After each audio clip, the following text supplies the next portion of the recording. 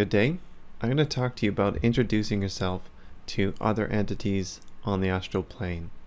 You definitely don't want to use cultural specific gestures on the astral plane.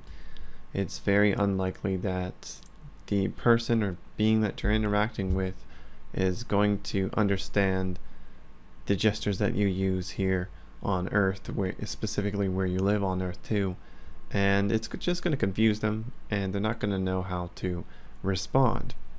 As well, avoid sending a surge of white light to them.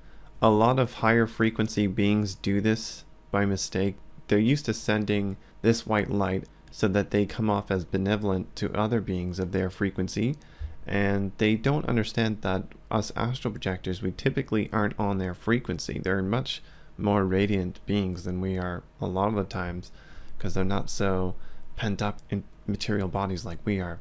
And they send this white light, and it's a bit aggressive. It's often overwhelming, and it's like so not on par with our frequency that it has this resistance to it. And that's why you get weird surges from random beings. They're really just trying to be nice.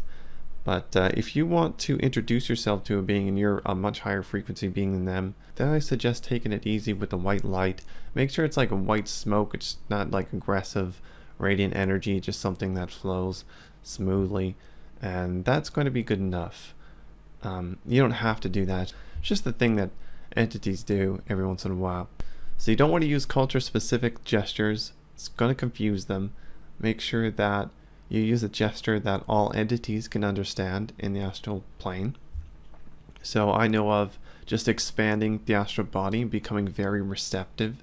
That means that you want to communicate with the being or beings that you're currently observing, and if they do the same thing, then they're open for communication, and you can do this mind meld thing where you communicate beyond culture specific languages and gestures and such.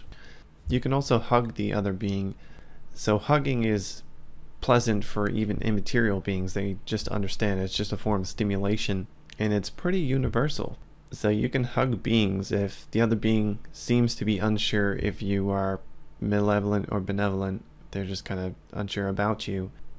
And if you hug them, especially beings like us, Earth beings, it's going to be pleasant for them. They're going to understand you're benevolent.